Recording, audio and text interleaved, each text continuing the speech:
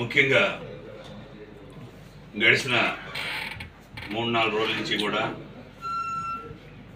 తెలుగుదేశం పార్టీలో మరి ఎవరైతే పెనంలూరు నుంచి గతంలో వైసీపీ పార్టీకి పోటీ చేసినటువంటి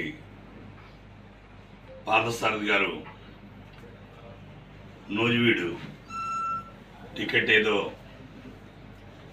ఆయనకి తెలుగుదేశం పార్టీ ఇస్తుందని చెప్పేసి చాలామందికి ఫోన్లు చేయటం, నాకు ఆల్రెడీ కన్ఫామ్ అయిపోయిందని చెప్పేసి చెప్పటం, కొంత తెలుగుదేశం పార్టీలో నాయకులు కానివ్వండి, కార్యకర్తలు కానివ్వండి, అందరూ కూడా నాకు ఫోన్ చేస్తున్నారు.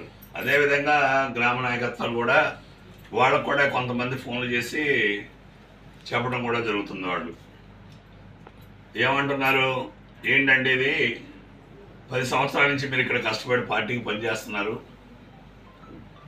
పార్టీకి పనిచేయడమే కాకుండా ఇక్కడ 2 సార్లు ఓడిపోయినా కూడా మరి ప్రజలతో పార్టీ ఇచ్చిన ప్రతి ప్రోగ్రాం కూడా మీరు చేస్తున్నారు, మరి ఇలాంటి రూమర్ వస్తుంది, మీ దృష్టికి ఏమైనా తీసుకొచ్చారా అని చెప్పేసి అడగడం జరిగింది.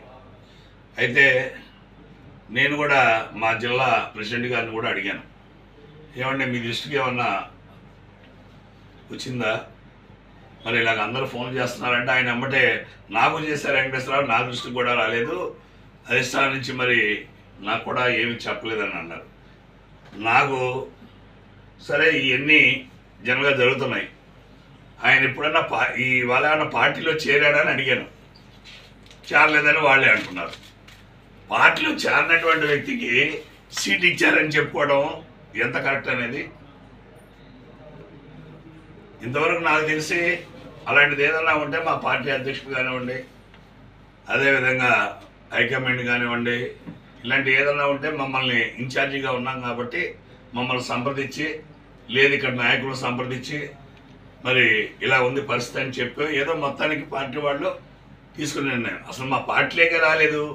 మరి కొంతమంది మీడియా మిత్రులు కూడా ఎలక్ట్రానిక్ మీడియాలో TV9 కానివ్వండి, ఇంకో టీవీ కానివ్వండి, ఇంకోటి కొన్ని ఉన్నాయి టీవీలు, అవి ప్రత్యేకించి పద్దాగా స్ట్రోలింగ్ చేస్తున్నాయి 3 రోజుల నుంచి. మరి వాళ్ళకి ఏమైనా సమాచారం ఉందైతే నాకైతే తెలియదు, కానీ వాస్తవంగా మా దగ్గర ఇంతవరకు మా పార్టీలో చేయనటువంటి వ్యక్తి గురించి ఈ రకంగా మీరు ప్రచారం చేయడం కరెక్టా అని నేను అడుగుతున్నా. పోనీ కనీసం పార్టీలో చేరాడు ఆయన ఆశిస్తున్నాడు, తెలుగుదేశానికి అంటున్నారా లేదా వైసీపీకి అనుకుంటున్నారా? నేను అది కూడా అడిగాను. లేదంటే ఆయన మా పార్టీలో నుంచి కొద్దిగా వ్యతిరేకంగా ఉన్నాడని వాళ్ళే చెప్పారు. టీడీపీలోకి వచ్చారనుకోండి, ఆయన టీడీపీలోకి వచ్చి మీ అధిష్టానం ఎమ్మెల్యే టికెట్ ఇస్తే ప్రచారం జరుగుతుంది మీరే చెప్పారు. వాళ్ళు వచ్చాడు అనుకోండి, వచ్చి టికెట్ ఇస్తే మీరు ఏం చేస్తారు? మీకు విషయం ఆయన వచ్చాడా రాలేదని కాదు, ఇప్పటి వరకు మా పార్టీకి రాలేదు.